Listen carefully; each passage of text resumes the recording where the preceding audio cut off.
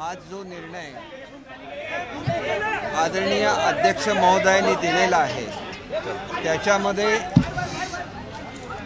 आमचा पक्ष हा मूळ पक्ष असल्याचं सिद्ध झालेलं आहे।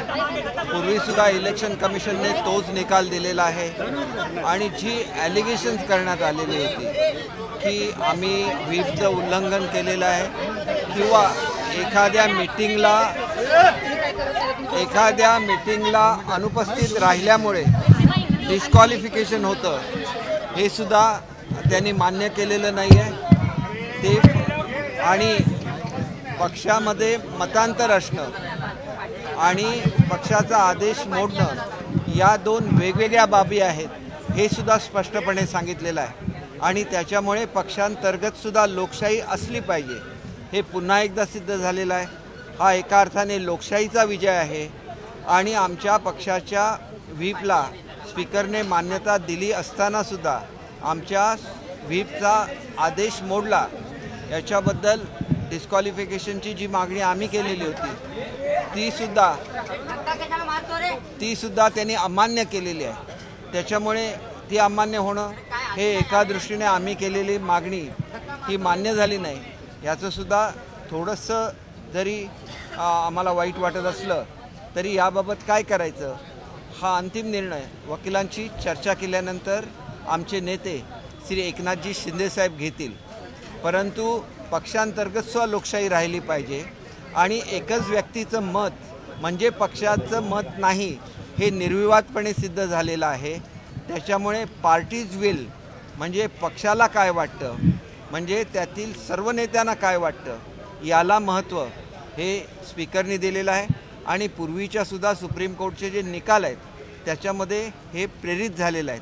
कारण शेवटी लोकप्रतिनिधींना जनता निवडून देत असते आणि त्याच्यामुळे जनतेच्या समोर ज्याला आपण जातो त्याला कोणता विचार घेऊन गेलो असतो हा सुद्धा मुद्दा महत्त्वाचा असतो।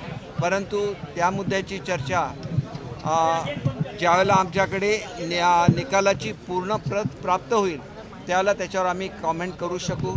पण आजचा जरी दिवस असा आहे की महाराष्ट्राच्या जनतेने आम्हाला युती म्हणून निवडून दिलेलं होतं आणि तो महाराष्ट्राच्या जनतेने दिलेला कौल आणि त्याच्याबरोबर आम्ही राहिलो पक्षाच्या विचारसरणीबरोबर राहिलो आणि एकच व्यक्तीला स्वतः पक्ष म्हणून त्या ठिकाणी मतं देता येणार नाहीत। कलेक्टिव्ह डिसिजन पक्षाचा असायला लागेल आणि पक्षामध्ये सुद्धा लोकशाही असायला लागेल हे त्या ठिकाणी आलेलं आहे। आणि 1999ची जी घटना आहे 2018मध्ये ज्या दुरुस्त्या केल्या त्यासुद्धा या ठिकाणी गृहीत धरलेल्या नाहीत आणि त्याच्यामुळे एका अर्थाने आम्ही जे सांगत होतो की नवीन जी घटनेमध्ये दुरुस्ती केलेली आहे ती लोकशाहीला पूरक नाही त्याला इलेक्शन कमिशनची मान्यता घेतलेली नाही हे सगळे मुद्दे त्या ठिकाणी मान्य झालेले आहेत आणि त्याच्यामुळे या निकालामुळे लोकशाहीला प्रेरणा मिळेल। पक्षातले निर्णय हे सुद्धा लोकशाही प्रक्रियेमधून घेतले गेले पाहिजेत हे पुन्हा एकदा अधोरेखित झालेलं आहे। आपला लोकशाही मानणारा आणि लोकशाहीने चालणारा देश आहे आणि त्याच्यामुळे सर्वत्र लोकशाही पाहिजे पक्षाच्या घटनेमध्ये सुद्धा लोकशाही पाहिजे हे जे काही इलेक्शन कमिशनने पूर्वीसुद्धा प्रत्येक पॉलिटिकल पार्टीला कळवलेलं आहे त्याचीच अंमलबजावणी झाली पाहिजे हे आता निश्चित झालेलं आहे।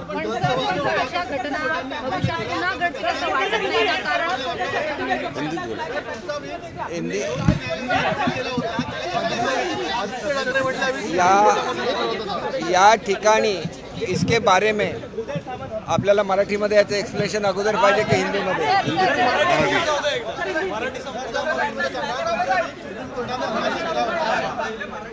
हे बघा आपल्याला काहीतरी चुकीचं इंटरप्रिटेशन हे सुप्रीम कोर्टाच्या निर्णयाबद्दल केलं जातं आहे।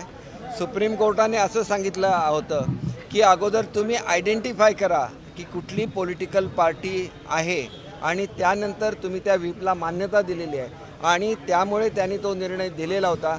पण त्याच निर्णयामध्ये असं म्हटलेलं आहे की या संदर्भात डिटेलमध्ये जाऊन कुठली पॉलिटिकल पार्टी आहे हे तुम्ही निश्चित केलं पाहिजे आणि ते त्यांनी निश्चित केलेलं आहे आणि त्याच्यामुळे त्यांनी दिलेला निर्णय हा सुप्रीम कोर्टाने दिलेल्या निर्देशानुसारच आहे।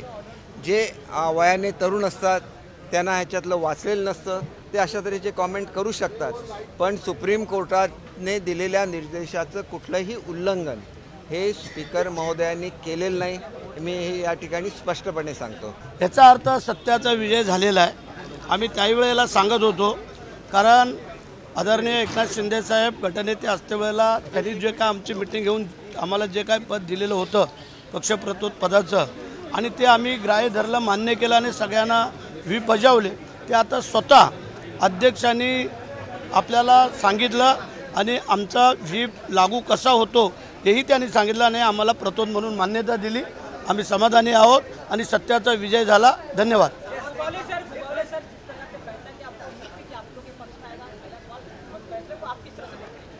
क्या बोले?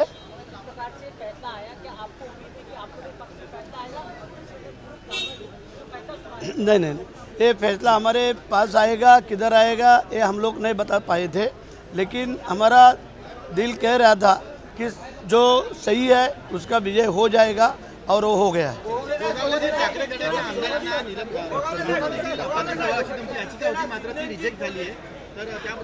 नाही ठीक आहे ना, ती थोडी खंत राहिली आमची, परंतु ठीक आहे, त्यात आम्ही वेगळा विचार करू।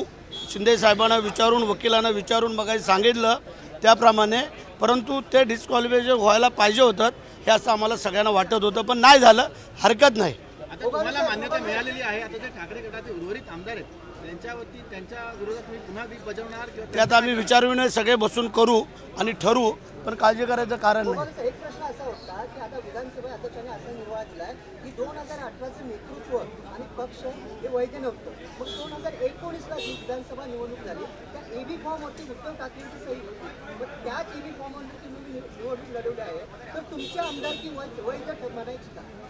आता मगाशी जे काय केसरकर साहेबांनी सांगितलं हे तुम्हाला कल्पना आहे, अभ्यास करून त्यांनी सांगितलेला विषय आहे, त्यामुळे खोलामध्ये आम्ही काही जात नाही। निर्णय चांगला झालेला आहे, त्याच्यामुळे थोडा आम्हाला आता जल्लोष म्हणवू द्या। मग तुम्ही विचारू जल्लोष म्हणवाल का? आम्ही तुम्हाला सांगितलं होतं ज्यावेळेला निकाल लागेल त्यावेळेला, अगोदरच आपल्याला हे करून उपयोग नाही आहे। तर आता आम्हाला थोडं कार्यकर्त्यामध्ये मिक्सअप होऊ द्या, ते वाट बघतात आमची। ओके, आता बघूया ना काय करतात, पण जास्त मोठा जल्लोष आमचा असणार आहे।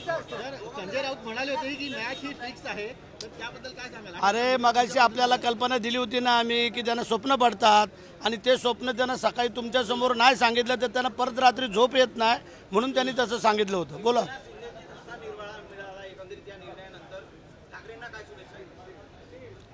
ठाकरे बरेच आहेत, त्यातले कुठले ठाकरे? ठाकरे बरेच आहेत, त्यातले कुठले ठाकरे?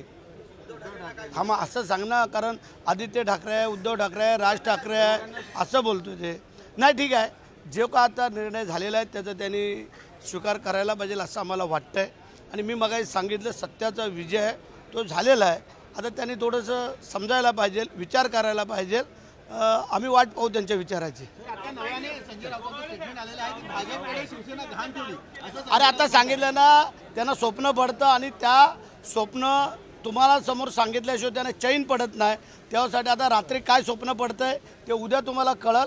त्यांना आमच्या शुभेच्छा। विजय हा सत्याचाच होतो आणि पूर्ण निकाल अजून ऐकायचा आहे, त्यासंबंधी डिटेल्स अजून पूर्णपणे वाचल्या गेलेल्या नाही आहेत माझ्याकडून, त्याच्यावरती प्रतिक्रिया देणं मला योग्य वाटत नाही आहे, परंतु सत्याचा विजय होतो। माननीय मुख्यमंत्री एकनाथ शिंदे साहेब यांच्यासोबत विधिमंडळ पक्षातील 90%पेक्षा जास्त आमदार त्यांच्यासोबत होते, आणि त्यांनी तो निर्णय घेतला होता। सर्व बरोबरच्या सदस्यांसोबत त्या निर्णयावरती शिक्कामोर्तब झालेलं आहे, आणि शिवसेना आणि घटना यासंबंधी सुद्धा ज्या पद्धतीने चुकीच्या गोष्टी सांगितल्या जात होत्या त्यासुद्धा लोकांच्या समोर आलेल्या आहेत। केवळ मुंबई महानगरपालिकेचं राजकारण, मुंबई महापालिकेतील सत्ता आणि त्यातील मलिदा या पलीकडे पक्षाबद्दल काहीही सोयीसुतक नव्हतं, त्यांना ही चपराक बसलेली आहे. पूर्ण निर्णय मी अजून ऐकलेला नाही आहे, पण विजय हा सत्याचा होतो आणि तो सत्याचा जो विजय झालेला आहे, शिंदेसाहेबांची सत्याची भूमिका होती त्यांच्या बाजूने जो कौल लागलेला आहे, त्यामुळे आनंद झालेला आहे. आजचा निकाल ही फक्त औपचारिकता आहे असं विरोधकांकडनं सांगण्यात येते, कारण दिल्लीमध्येच हा निकाल लागलेला आहे. फक्त औपचारिक हे बघा, विरोधकांची ही सवय आहे की अशा पद्धतीने टीका करायची. त्यांच्या चुकीच्या ज्या काही गोष्टी होत्या, त्यांनी चुकीच्या गोष्टी केल्या होत्या, त्या कागदावर होत्या, त्यामुळे ते अशा पद्धतीने टीका करतायत. उरलेली शिवसेना थांबवण्याकरता, जो शिल्लक सेना आम्ही जी म्हणतो ती थांबवण्याकरता अशा पद्धतीने ते लोक टीका करतायत. मला वाटत नाही त्याकडे लक्ष द्यायला पाहिजे. पक्षाचं काम आणि बाळासाहेबांचं ध्येय धोरण ते पुढे राबवणं आमचं काम आहे. या निकालाने फार मोठी जबाबदारी आमच्या खांद्यावर आलेली आहे. बाळासाहेबांची ध्येय धोरणं जी आहेत, बाळासाहेबांची जी काही तत्त्व आहेत ती पुढे घेऊन जायचं, महाराष्ट्रात नव्हे तर संपूर्ण हिंदुस्थानामध्ये घेऊन जाण्याचं मोठी जबाबदारी या निकालाने आमच्यावरती दिलेली आहे. जशी मॅच फिक्सिंग होते त्याचप्रमाणे हा निकाल देखील फिक्स केला. त्यांना काय बोलायचं त्यांना बोलू द्या, मला त्याच्यावरती काही बोलायचं नाही. निर्णय पूर्ण ऐकू द्या, निर्णय पूर्ण वाचू द्या, त्याच्यावरती नंतर तुम्हाला मी प्रतिक्रिया देईन. देश विदेशातील प्रत्येक घडामोडींचे लाईव्ह अपडेट मिळवण्यासाठी आता साम टीव्हीच्या सर्व सोशल मीडिया प्लॅटफॉर्मला लाईक, फॉलो आणि सबस्क्राईब करा. तसंच सर्व नोटिफिकेशनसाठी बेल आयकॉन प्रेस करायला विसरू नका.